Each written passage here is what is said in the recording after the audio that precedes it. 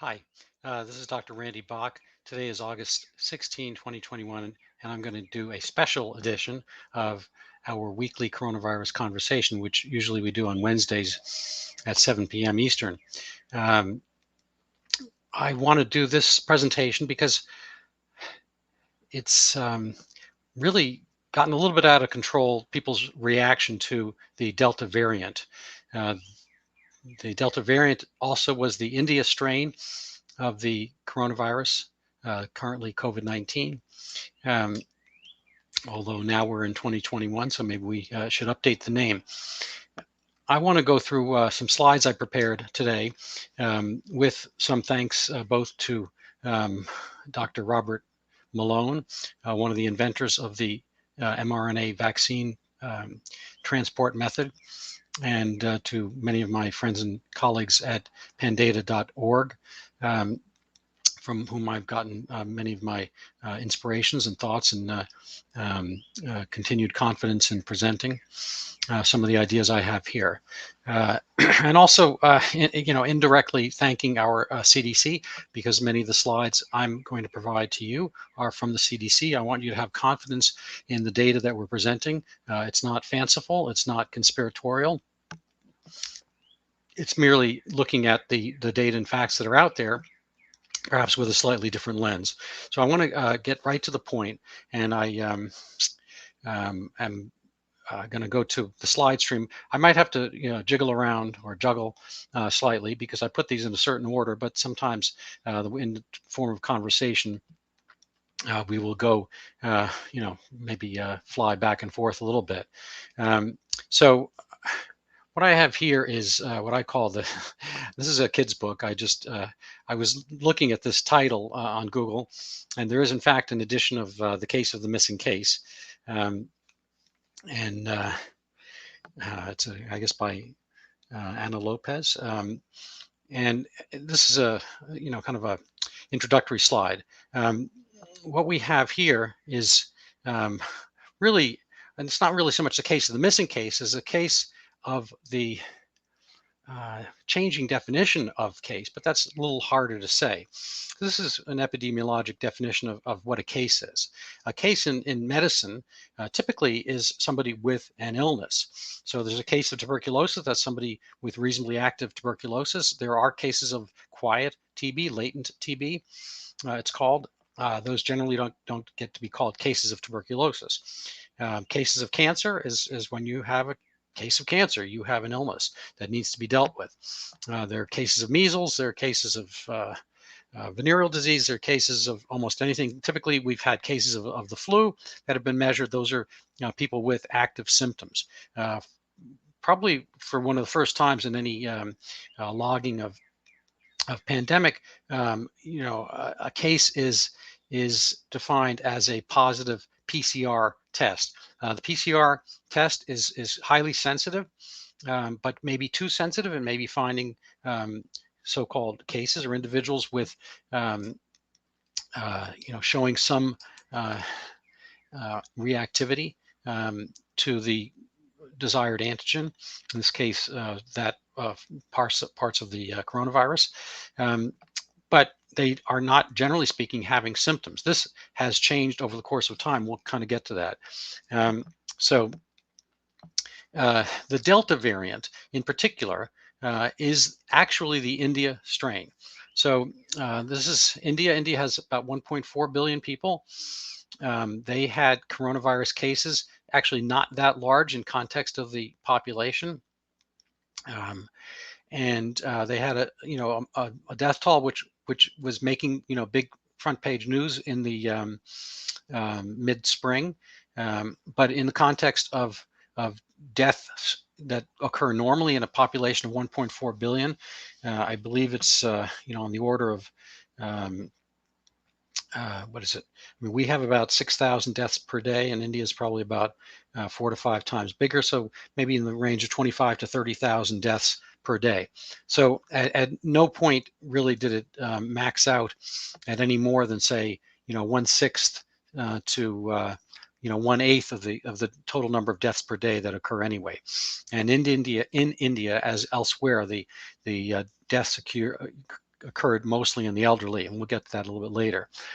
So they had kind of the typical, it's not quite a Gaussian normal curve because it's an infectious disease, but they went through these kind of duplicative phases of cases and deaths, and they're pretty much matched up by time. These graphs might be a little bit off kilter from each other, but pretty much the cases lead the deaths by a week or so.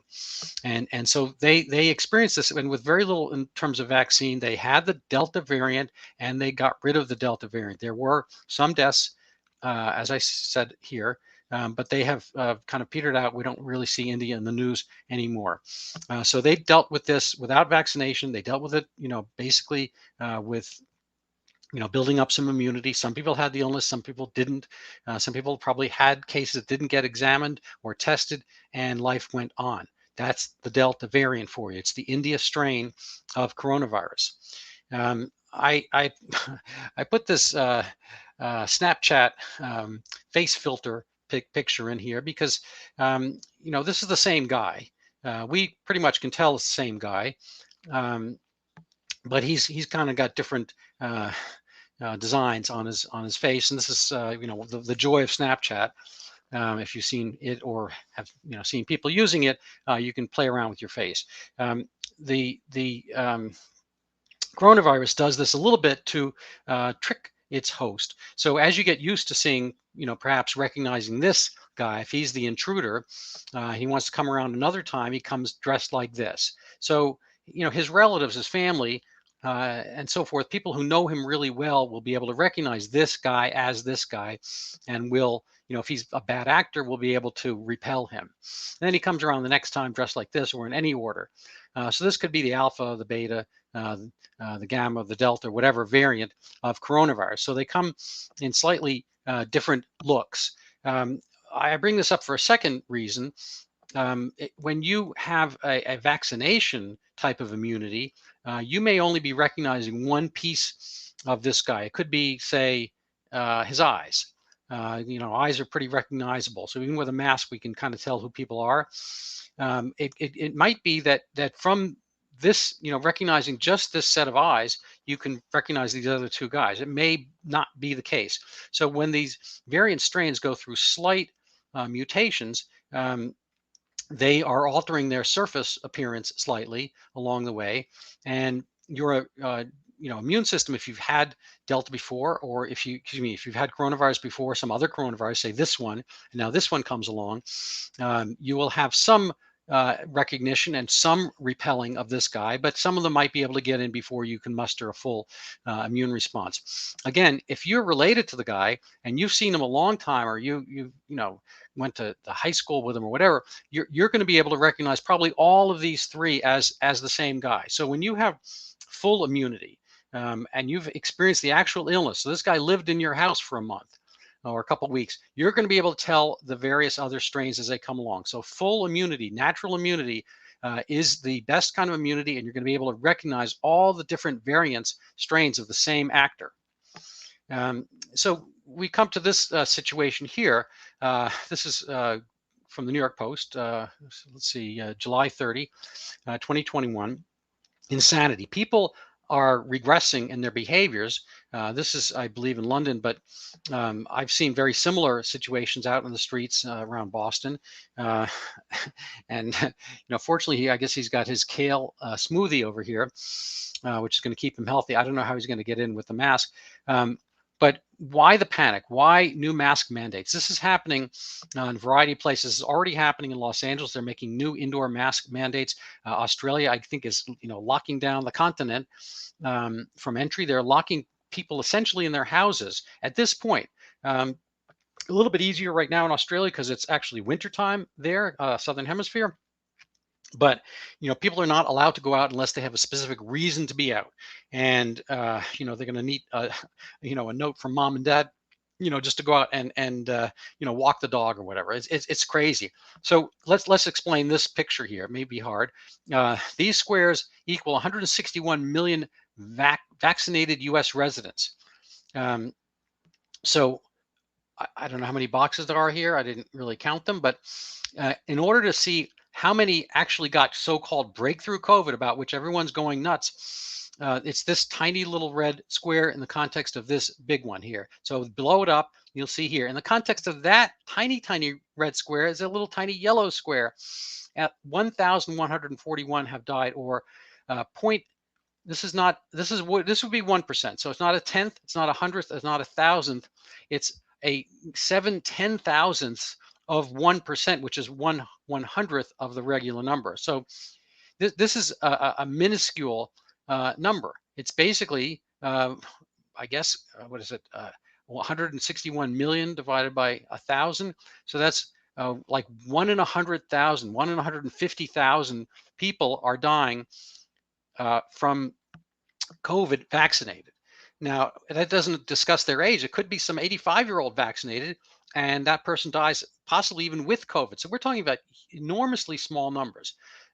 This is far, less likely an occurrence um, uh, than being hit by lightning. So this is crazy for people to be reacting like this, especially in this case. These are young people, and this looks fairly candid. I've, even if you don't like this photograph, you think I've seen exactly the same thing walking around, not necessarily with the face mask over it, but young people all the time, right now, today, yesterday, and so forth, with full masking and so forth. So let's look a little bit back at the Delta variant itself. The UK has had various waves of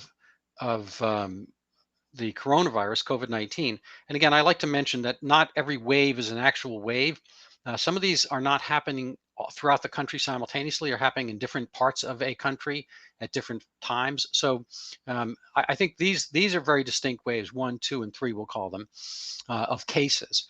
But I'd like to point out that early on, there, relatively speaking, were more deaths per case because we didn't have testing for the cases to the same extent as we do now. Once the cases the PCR testing kind of ramped up, and there was a lot of testing last spring, 2020, a year ago, then all of a sudden we could do a lot more testing. So the tests went up. The fatality didn't really change between this first wave of fatalities and the second wave of fatalities. The reason that things dropped here is because of the lockdowns and the social distancing and awareness, and kind of not hanging around with each other and all that kind of stuff. I'm not a lockdown fan, and I don't think the lockdowns were enormously effective, but I think awareness in general kept people away from each other and whatnot. And obviously, these things also come at a societal cost economically, and in terms of diseases of despair, which we've gotten to at other points. The increasing alcoholism, narcotic addiction, suicides, and all the deaths from the same depression and whatnot. So nonetheless, so when something happens, then people react to it, and the numbers go down. Then things open up a little bit, and then the deaths went up slightly. These were other variant strains. The UK has kind of a varied population, somewhat similar to what we have here. And there, I believe there's an Alpha strain and a Kent strain. I'm not sure about the other Greek letters, but lo and behold, the India strain, there's a lot of Indian immigrants and expats in the UK came along. So they had the Delta strain, but look down here, this is really crucial. The deaths have disappeared. United Kingdom has about 66 million people, I believe, and in general, on any given Monday or Tuesday of any year but ours, and including ours, there should be around 1,500 to 2,000 deaths per day. So this is a minuscule number in context. The number of people dying from COVID is vanishingly small. It's most likely fewer than those dying from motor vehicle accidents, from any number of daily occurrences that are part of living. It's not to say that death is, should be forgotten. But on the other hand, it is a fact of life, and there's very little data about that we have right on this slide about who these people are. Again, they could very well be in nursing homes and so forth, or other severe illnesses and dying with COVID, not necessarily from COVID. And this is, kind of similar slide to the previous, in the sense that here we see cases, here we see deaths. These scales are different, mind you. This is 60,000 cases, and this is 1,500 deaths. So even at the maximum time of worry, last fall 2020, or maybe this was, either way, the case fatality rate was, let's say, 1,000 deaths here and about 50,000 cases. So 1 out of 50, about 2%. So in general, so that would be over here. But in general, the numbers go up when there are not that many cases watched. So just to kind of go back to this slide, they're talking here in the beginning of this part here, where there were very few tests. So the number of cases was very low, not because anything was different about people or the virus, just because we weren't testing. So this is where the case definition, getting back to the problem over here in the first slide, over here, the case definition is kind of silly. It should really be based on symptoms, but they're doing it based on tests. And the test, the fact that there was very little testing over here, we wind up having this high case fatality rate, but the virus hasn't really changed at all. I mean, what has changed is the background of humanity and how we react to it, and what we do personally. But these big blips have to do with the fact that we weren't able to measure many cases. So the ones that we did measure were people in the hospital. So we were measuring more severely ill people early on. Thus, the case fatality rate was high, and then it dropped down. And it dropped down to this 2%. It's probably much lower than that now because we're doing far more testing. These are a variety of countries and so forth. But I just kind of want to move on. This is an unusual graph, and it's from a French study last year about lockdown, and it's confusing to look at, but basically the left half of each one of these little squiggly curves, is before lockdown. So this is early 2020, and this is after the lockdowns they had in the spring of 2020. This is probably summer 2020. I could get the dates later. But people had their own expectation of how bad COVID was before and after. So for this part here, what happened was that their people's own personal risk, what they perceived to be their risk of catching COVID, bumped up after the lockdown. They fortunately they didn't really notice much change in their fatality rate, but their own risk they thought went up. This is after lockdown. So the thing that happened here, this is the same survey, but the data is presented differently. Is very confusing, and I don't want to really spend too much time in it. But the circle ones are before, and the triangles are after lockdown. And the point here is that people's perception of their own personal fear, their own risk, and so forth, inevitably went up. So here's the people 60 to 69. Their fear went up after the lockdown. The 70-year-olds went up after lockdown. And the actual prevalence didn't necessarily change that much for most people. For 70-year-olds, it did. But the 49-year-olds here, there's men and women, whatever, the 49-year-olds, their perception went up after the lockdown, even though their actual prevalence didn't. So the fact that everything kind of bumped up, the triangles are all on the top here, and the circles are all on the bottom, show that people's own perception changed over time. I'm going to kind of get to this. Some other things changed over time, but I want to kind of get back to the Delta variant and how we got into this mess where we are, misperceiving what the situation is with Delta. So I'm going to just kind of go away from the slides for a second.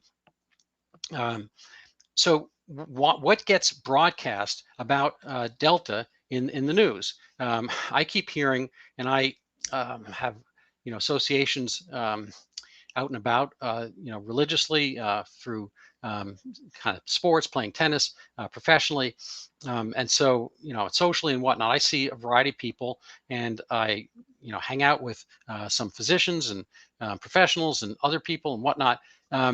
It's kind of stunning to me that people with professional degrees and MDs and PhDs and whatnot are pretty much on the bandwagon of tremendous fear about Delta variant right now. And this is in spite of the fact that the vaccine actually works very, very, very well for those people who need it. I don't have a slide up here today, but for the most part, it's 20 years. Um, uh, what's the is it Dorian Gray or whatever, who gets younger every time? The vaccine does that in a sense for your reaction or your susceptibility to COVID. It pretty much subtracts 20 years from your risk profile of COVID. And we'll get to some of that risk profile in a little bit. So if you're 80 years old, you will move down to a 60-year-old in terms of what a 60-year-old prior had been, able to deal with the coronavirus. So it is, a huge benefit. It can drop your risk, maybe 10 times. If you're 80 years old, you might have 10 times lower risk of dying from or being hospitalized from coronavirus when you get the vaccine. So bravo, go for it. 60-year-olds, ditto. As you get lower in age, the risk is so low to begin with. I mean, yes, you might move down, but it's probably imperceptible. If you're 25, 30 years old, it's already very, very low risk. Anyway, so let's come back to the slide. So what is happening here? What are people worried about? Well, this is from the CDC, and they're talking about transmission of Delta variant versus the previous strains, all called ancestral here. So this is, say, 2020, and how how transmissible is the SARS-CoV-2, the COVID-19, the Wuhan flu, the coronavirus, whatever you want to call it. Well, it seems to be more transmissible. So what does that actually mean? So here's as transmissible as the common cold, and here's as transmissible as the chickenpox. Now the y-axis here is the fatality rate. Please note that this fatality rate has not changed perceptibly between original SARS and this Delta variant. It is no more dangerous than original SARS. There's the thought that it spreads faster. I actually contest that because I don't think that it necessarily spreads faster. I mean, what would it have to do to spread faster? Well, I like to point out that it's exactly the same size as all the other coronaviruses, including the ones that caused the common cold in many years previous. And it's the same size as SARS-2, SARS-1, and so forth. So it's not going to do it based on being able to get through masks better. Does it lodge in your respiratory tract any differently? No, it's the same exact looking thing. It's got the same spike proteins, pretty much. Everything's all the same. So it's a particle gets in and out of you just as easily. I think, frankly, the transmissibility is the fact that we are looking at a different audience. When SARS when SARS COVID-19 came out in 2020, basically, it had the entire population upon whom to feast, as it were, and it nursing homes and places that people were I guess both receptive and susceptible to the coronavirus. They were getting it at a high rate. And places where people were in close proximity to each other, elevators, subway systems, and all that kind of stuff. Unfortunately, it was New York City that got our coronavirus first, and that's the most densely populated city in our country. So there was some transmissibility. Well, those people are pretty much taken out of the equation by the vaccine, and there's obviously a lot of awareness throughout society. So what's making the transmissibility higher? So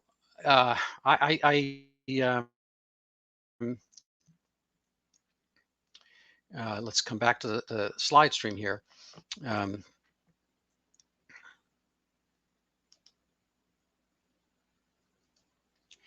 So it's my feeling that what we're seeing is this. My wife and I, we had our anniversary kind of a sunset cruise. We slightly missed it by timing. We're going to get to go another time, but instead we wound up in a way. We're not young people, but we went clubbing in a sense. We went to a couple bars in the Seaport District of Boston, and we wound up at, I guess kind of a bar disco DJ affair, and there was dancing. It was not this place. This is just a stock photo, but this was pretty much the situation. So young people have been pent up physically, emotionally, and whatnot for a year, year and a half, and they are out partying, and they're partying in droves. I have to tell you, and I don't think necessarily many of them are vaccinated. Maybe some of them might be, some of them not. But they're passing along, and they're getting tested a lot. They're getting tested at airports, schools, and whatnot. So you're seeing a high number of cases with very little in the way of illness. Um, and so the transmissibility is likely going up because because people are acting different, and it's a different population. They don't frankly care. Here they were caring whether they got it because they might be 80 years old. These people are 24 years old. They don't care. And so this is, I think, pointless. I mean, first of all, the for the people who do get sick, it's no different, no worse. And the people who didn't get sick before, the young people, they're still not getting sick. So this is really, reflected in the fact that there's very little in the way of both this previous behavior and this audience. I bring these slides up because they're sad and poignant. This is an actual occurrence. This is at a nursing home where there's maybe that dry cleaning plastic hanging down, and daughter hugging mom. This is what she's going to get for a hug. This is not adequate for her life. Her diminished life expectancy. A nursing home, whatever. This is a sadness that this is the kind of context she's getting. I know people who spent the last days and months of their lives, with fatal illnesses, diagnoses, cancer, whatnot, didn't get to see their relatives at all, didn't go outside, didn't get sunlight. And this leads to, issues. This is, I don't know her, but the article here was about depression in the elderly. There are issues with the masks. This is from the CDC. They tend to be a little bit on the fear-mongering side that causes some of the earlier things we were talking about with the fear, people masking up at young people currently. And they have the headline, Delta variant may cause more severe disease than Alpha or ancestral strains, published evidence. This is apparently not true. The more you look at cases, you'll see this is just an anecdote, but this is Massachusetts. Comes up when I look for the weather. I don't ask for this, but this shows up here. Massachusetts, new cases 1,000, new deaths 0. This is pretty much the same as we've seen in England, and we'll show the United States data a little bit later. Massachusetts has 10 million people. 200 or 300 people should be dying every day. This is 0. So on the days, even when there's 3 or 4 deaths, this is again tiny percentage of the deaths that occur in Massachusetts on a regular basis. Just because people live, they die. There's nobody who gets out alive. Everybody dies at some point. So here we go for the United States. This is similar to the UK, that we're seeing an uptick in cases. We're having almost the same kind of thing as the graphs. In the United States, there was the initial few cases, some deaths because we weren't testing. We started testing. We noticed various waves. We have different waves from the UK. We have them more geographic because it's a big wider country with kind of less travel between places more recently. And again, now the cases are going up, just as we said and seen in those pictures and the people partying and whatnot, but the mortality is near 0. In the United States, I think that 6,000 people or so die every day. This slide might be a little too small to see. This is UK data showing, in fact, the kind of the age differentiation of the people dying, vaccinated versus non-vaccinated. The difficulty with interpreting data like this, I don't want to get too deep into this, is that as we're interpreting data now, the older age group tends to skew more vaccinated than the younger age group. And of course, they tend to have more coincident health problems. So it's going to be a difficult thing to parse out. A lot of what we're seeing about the vaccinated still getting ill has to be taken in context that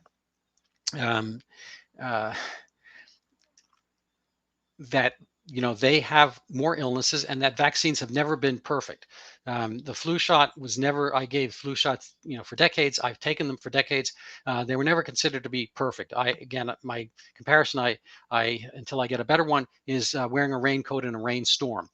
It's better to have one than not to have one. You're going to get less wet if you have rain gear, but you will not be completely dry if it's a decent rainstorm. So that's just the way raincoats work. There's no reason to think that having kind of a vaccine that will give you the sense of of the general look of a virus, just as we understood the general look of the Snapchat guy, is going to give you full protection, when there's some variations and so forth. It's going to, still be some invasive possibility. Um,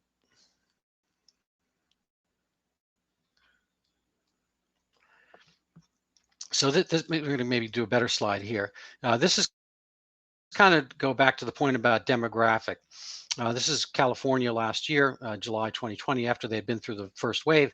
As everywhere else on Earth, it's the elderly who are most at risk. This is percentage of deaths.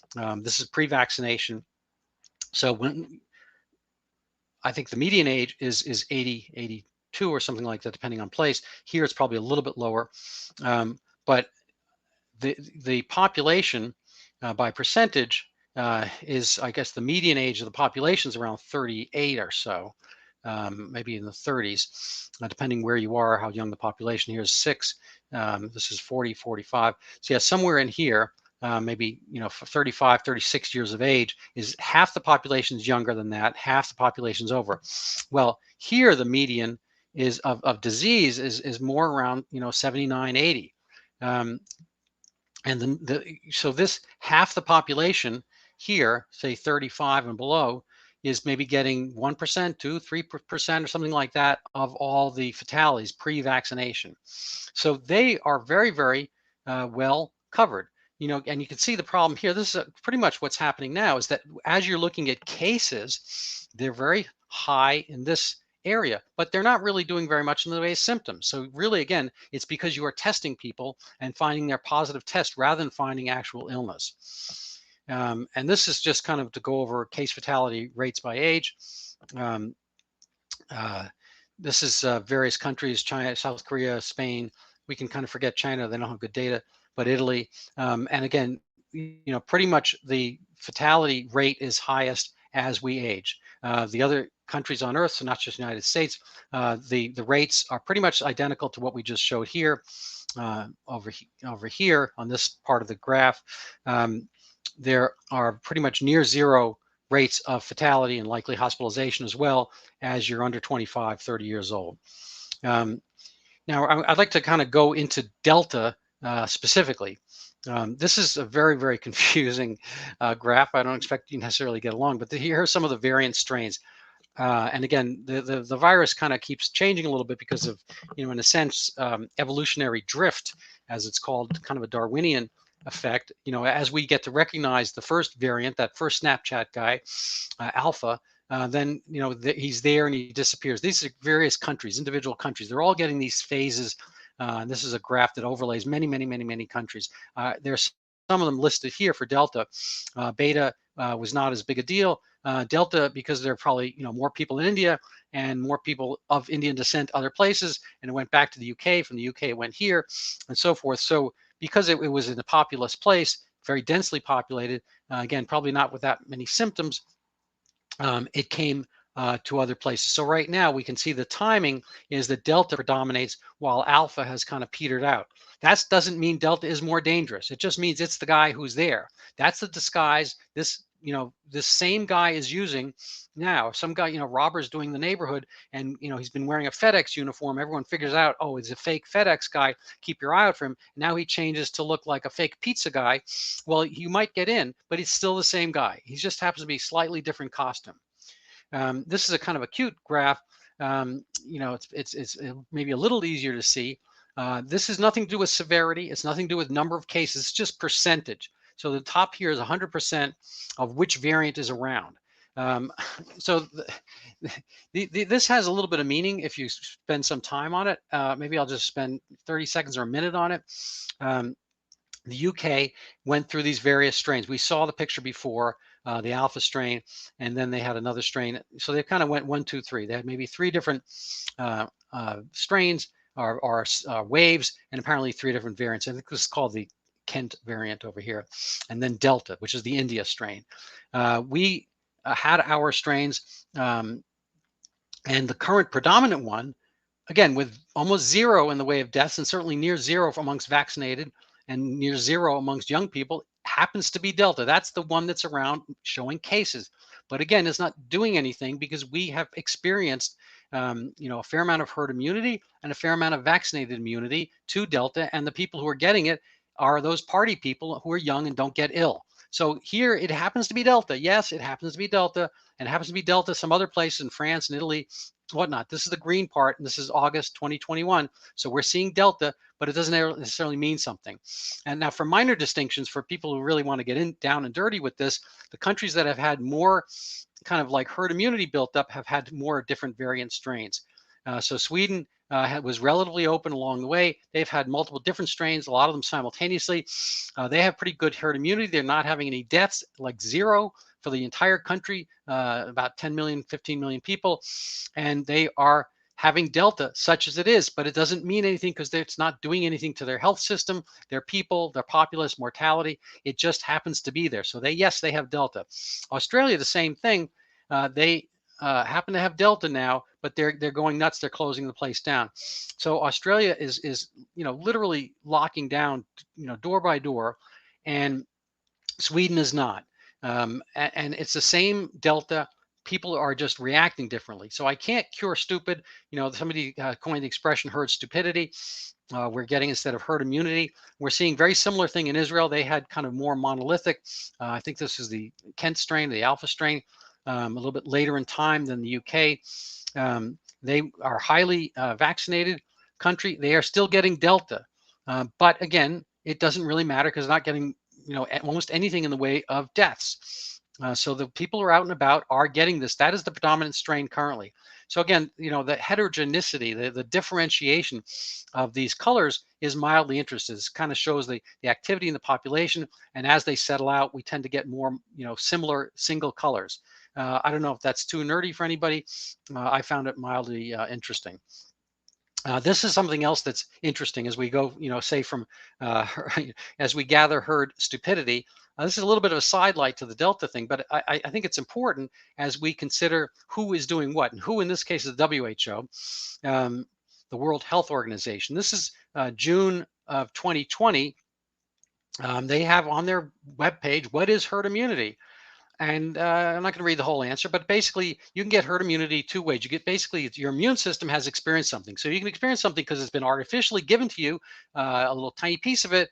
So you can just recognize that guy's eyes or just that guy's ears or whatever, and you're going to hope to recognize him again. That's vaccination. That is never as good or full immunity as recognizing the same thing. Or it says here, immunity developed through previous infection. Lo and behold, by November 2020, the WHO has changed. Now, is this a health issue? Should they have been changing the definition? What is herd immunity? Herd immunity, also known as population, is a concept used for vaccination in which a population can be protected from a certain virus if a threshold of vaccination is reached. Herd immunity is achieved by protecting people from a virus, not by exposing to them. This, my friends, is not science. This is politics.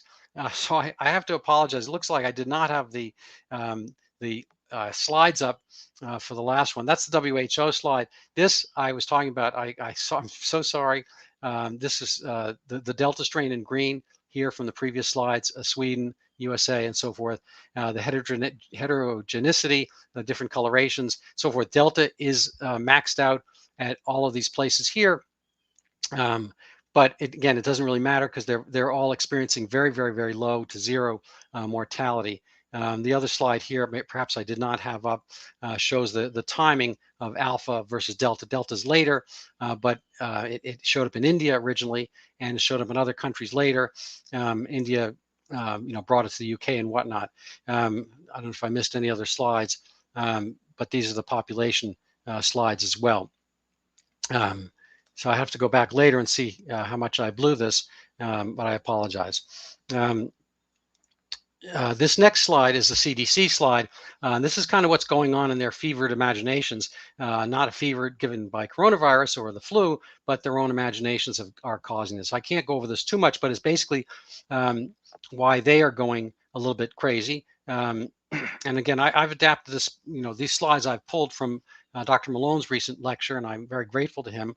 and he goes over some of these same aspects. But they're talking about with vaccination, with masking, vaccination and masking and so forth, and how fast a virus is going to get through a population. So they want to avoid the Delta variant or any other variant from hitting the entire population. They want everyone vaccinated prior. I think this is a bad idea, and we're going to kind of get to that, why this is a bad idea in a little bit. So these are some of the points from Dr. Malone. He was with Peter Navarro as well in writing about some of this. They mentioned the he or her, the CDC, from somebody inside. The CDC doesn't have a strategy; it's seat of the pants, and they keep acting and reacting. And we kind of see this with the way they're just changing their guidance. And Dr. Fauci says masks, then no masks, etc. And some of the points that he made in his lecture, I want to go over. He said, worldwide vaccination, what happens, we train the viruses to escape the vaccines.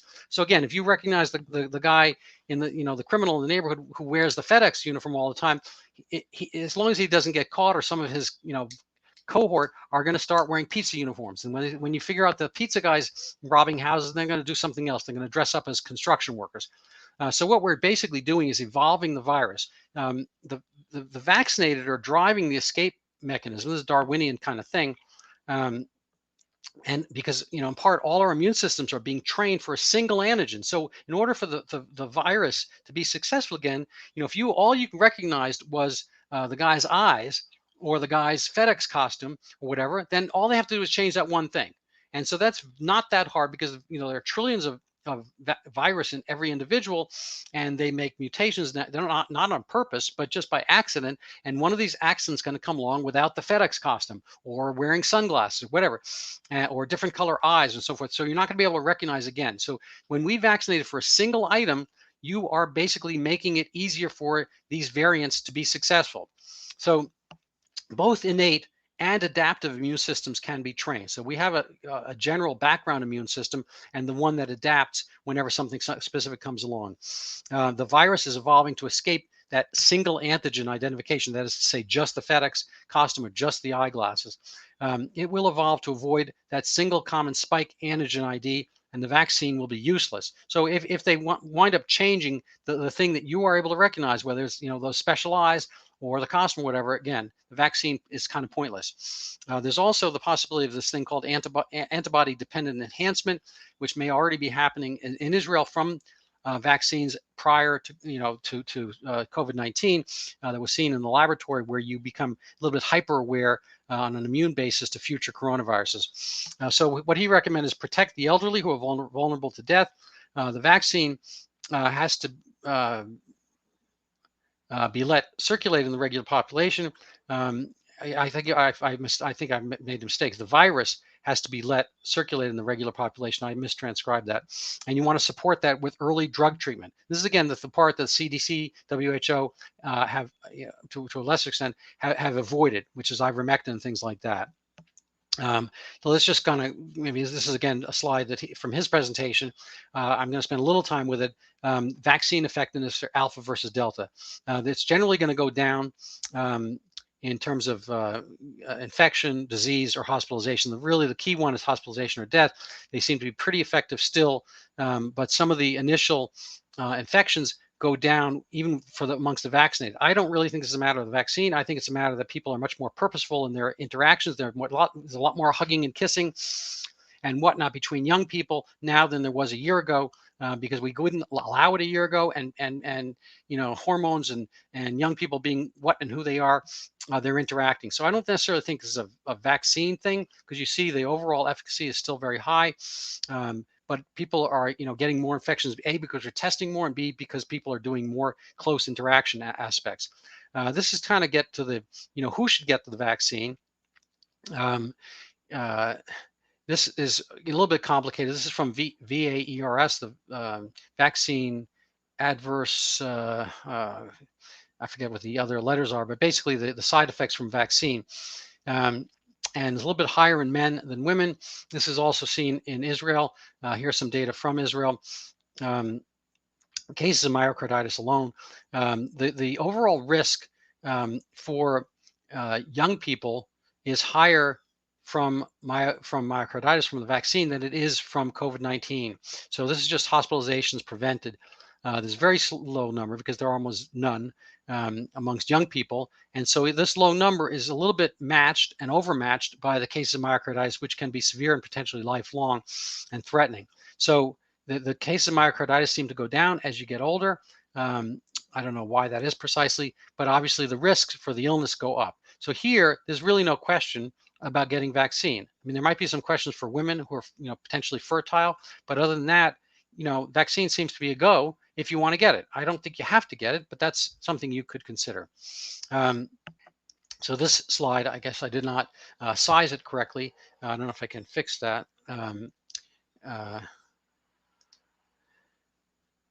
Let's see if I can just size this down a little bit. So I'll just come to here. There's a few points that are made on this slide. One is that the vaccine response system is a suboptimal system. This is from an article by Dr. Vinay Prasad and others. And part of it is because doctors are not encouraged to move away from the herd of medical opinions. This is part of say herd stupidity in a way. You are not encouraged, financially, societally, medically, politically, to be the outlier who does not want people to get vaccinated, because then you're called names, anti-vaxxer and so forth. And I like to reiterate that I am not anti-vax. I've given thousands of vaccines in my life, and I have received dozens of vaccines myself. Thank you. It's the Vaccine Adverse Event Reporting System. So that's VAERS. And some of the points here, I'm going to go back to present mode just to kind of continue. If you change even one assumption, the CDC's model tips, then those assumptions are that everyone's going to get 2 vaccines.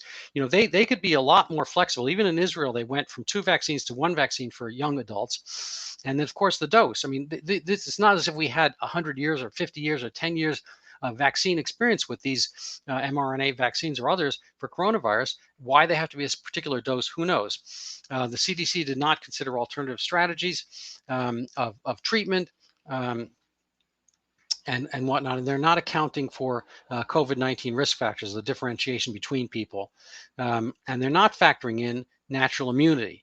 Again, natural immunity, I say this over and over again, is the best immunity. If you had one of these, criminals, going around, the guy who dresses up as a FedEx guy and pizza guy, wears sunglasses and whatnot, well, it's not going to be that hard for you if he's your cousin. If you've seen him very, very much, or lived with him, or is your roommate, whatever, you will know him much better and be able to pick him out in a crowd based on all kinds of other attributes: his walk, his talk, his voice, his mannerisms, and whatnot. And you will have obviously a better time and easier time with it. This is what young people should always have been doing right from the get-go. The fact that it didn't occur is crazy. This is kind of a complicated slide. The point here basically is natural immunity is complicated, does a lot of different phases. You get different kinds of, this is when you actually get the illness. And so you have antibody diversity and affinity, and you are going to have a much fuller memory.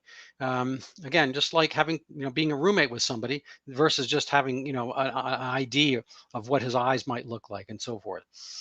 This is kind of getting to an earlier point about deaths in the United States.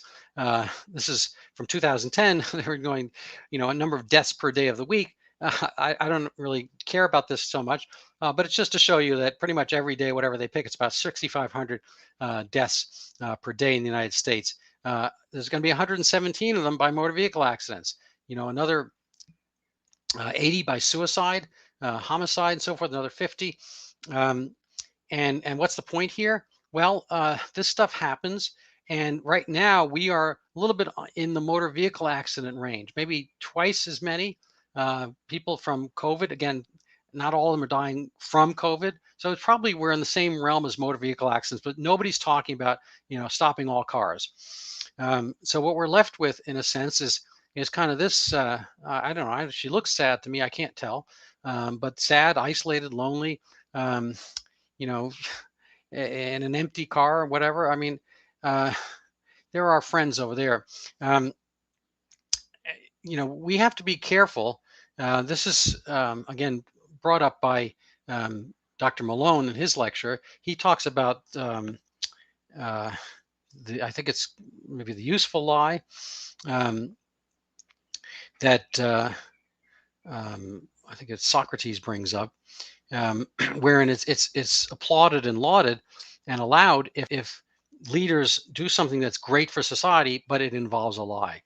I'm sure we've done that with our kids, you know, and probably if you wanted to have them get their shots, you say, you know, you're going to get a lollipop or whatever, maybe it's sugar coated a little bit, but a lot of times we do what's called a white lie. This is from the Federal Registry, 1984. And I think it involved the FDA. They're talking about the polio vaccine in this case. You know, the continued availability of the vaccine may not be in immediate jeopardy, but you know, any possible doubts, whether or not well-founded, about the safety of the vaccine cannot be allowed to exist in view of the need to assure that the vaccine will continue to be used to the maximum extent consistent with the nation's public health objectives. And that's right from the Federal Register. I can show you the reference later. But you know, the point is that you know, part of public health is politics, and it's always been a little bit political, and people you know, do things for reasons. But that, you know, again, I think it's, you know, okay when you're older and whatnot. But I think the fact that there's a push for everybody to do it is really a mistake. And since we don't know the long-term liability, we should be skeptical, because government and others, frankly, all human beings have the tendency and possibility of being slightly deceptive for their own purposes. So what's the take-home message? And again, I borrowed these slides from Dr. Malone's presentation, and I'm going to bring some of my own perspective as well. Delta is different from previous strains, highly contagious. I don't really think is that different. Likely more severe. That's not true. This is CDC, and I think, you know, again, you know, taking what they present with this grain of salt, I think my grains of salt are these. I don't think it's any different in contagion. I think it's maybe, you know, wearing sunglasses, but it's the same guy. Does he get into your house because of the sunglasses? Maybe. It's really right now that the contagiousness part is different, because people are doing their mating season. They're human beings, and they're getting out there. It's summertime, and you know, I forget, summertime and living is easy. Fish are jumping, and the I don't know, whatever, something is high, and the crops are high, the corn is high. People have to, you know, make more people, and they're doing that in the way they can. So I don't think the contagious is different. I just think the circumstances are different. I don't think you'll find the contagion higher in Australia, where they're being shut into their homes in wintertime. Likely more severe. This is not true. We've seen this over and over again, that severity is hugely down because people have better background immunity. Breakthrough infections may be as transmissible as unvaccinated cases. Well, I don't know. So what? We saw the New York Post article up there. The unvaccinated have essentially zero rate of death, 1 in 150,000, which is, you know, again, less than being hit by lightning. Vaccines prevent 90% of severe disease. Anyways, their conclusion is therefore more breakthrough and more community spread despite vaccination. Therefore, they're thinking all these other methods are essential to prevent continued spread. So this is where the part I really object to. This is wrong, wrong, wrong, wrong, wrong. They've been wrong from the beginning. This is a very seat of the pants thing. This is reactive. This is because they, I think, like being the CDC, and people there like ordering. But there's no reason to do this any longer. The people who need to go out and meet each other and so forth, they should be doing that, and they're not going to get sick from it, as we've seen before. So this is Dr. Malone's closing slide instead, and I thank him for that. Options that do not require universal vaccination. So provide personal risk assessment tools. You know, we should talk about your relative risk from the virus versus from the vaccination. Provide clear and complete data on vaccine risks. Offer vaccination to high-risk individuals, the elderly, et cetera. Allow physicians to practice real medicine. Okay. Use the appropriate medications. He lists a few here. Do not undertreat. Emphasize treating patients as soon as they develop disease, like we do for any other illness, including influenza. You know, I've treated, you know, hundreds of people with anti-influenza medications. Even though it's a virus, there are some antiviral medications. Stop censoring and blocking repurposed drug development, and frankly, the people who talk about it. Think precision evidence-based medicine guided by laboratories. Anyway, basically do good medicine. These are things he recommends here to change the Health and Human Services, our health bureaucracy. I'm going to let read some of these yourself, I guess. But basically, trust, educate, and respect citizens' right to choose. I'm in this ballpark. Avoid authoritarian demands, information censorship, and psychological manipulation via big media and tech. We've seen how powerful some of the psyops are, the fear generated, how people's opinions of what the thing is much worse, even though the facts don't show that. Um, and I'm going to take this away. Um, so that's a little bit on Delta. I hope it was useful to you. Um, if you found it so, let me know. It probably could be shorter. Happy to take criticisms, things you think that maybe I should cut out and whatnot. And um, let me know how things are. Enjoy the rest of the day. I hope you had a good one. And thank you so much for your patience.